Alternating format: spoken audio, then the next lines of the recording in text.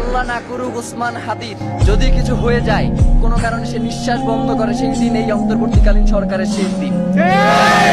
Doctor Yunus মহোদয়, আপনি খুব সুন্দর সুন্দর করে কথা বলেন, মাঝে মধ্যে একটু মুচকি হাসেনও, আপনার লজ্জা পাওয়া উচিত।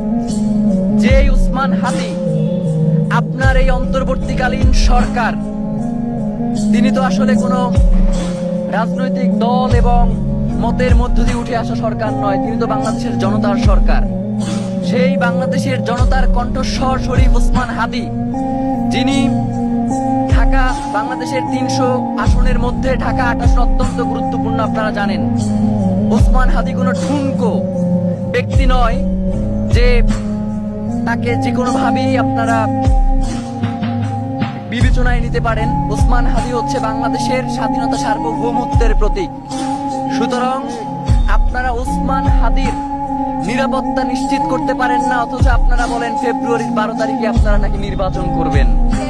এক আসনের প্রার্থীর আপনারা নিরাপত্তা নিশ্চিত করতে পারেন না, আর 300 আসনে আপনারা ইলেকশন করবেন এবং সেই ইলেকশন সুষ্ঠু হবে, কোনো ঝামেলা হবে না এবং সব থেকে সুন্দর নির্বাচন হবে, এমন কথা যখন আপনারা বলেন, তখন আপনাদের মুখে আমাদের থুতু মারতে ইচ্ছে হয়।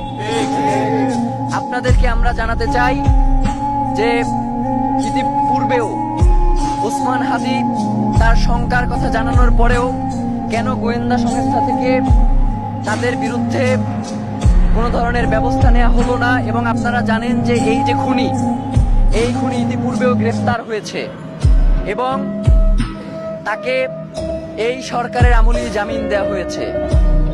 আমরা তো মনে করি যে তার এই জামিন ওসমান হাদিদের মতো যারা জুলাইয়ের কণ্ঠস্বর, যারা বাংলাদেশের স্বাধীনতা সার্বভৌমত্বকে ভালোবাসে, যারা বাংলাদেশের স্বাধীনতা সার্বভৌমত্বকে টিকিয়ে রাখার জন্য লড়াই করছে, তাদেরকে আসলে মেরে ফেলার জন্যই এদেরকে বের করা হয়েছে।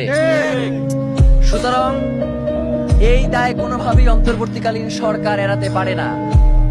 আমরা কোনোভাবেই আপনি বিমান থেকে লাফ দিবেন এবং হেলমেটে ওসমান হাদির ছবি সেখানে পোট্রে করবেন, আমরা তো ওসমান হাদির এই অচেতন অবস্থায় তাকে আপনারা পুষ্পমাল্য দিবেন, এই প্রত্যাশা আমরা রাখি নাই।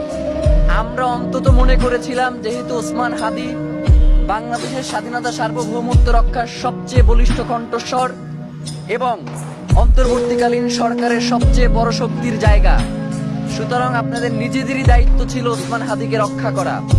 যেহেতু আপনারা ওসমান হাদিকে আমরা 48 ঘন্টা সময় দিয়েছিলাম, আপনারা এই 48 ঘন্টার মধ্যে ওসমান হাদির যারা খুনি রয়েছে তাদেরকে আপনারা গ্রেফতার করতে পারেন নাই।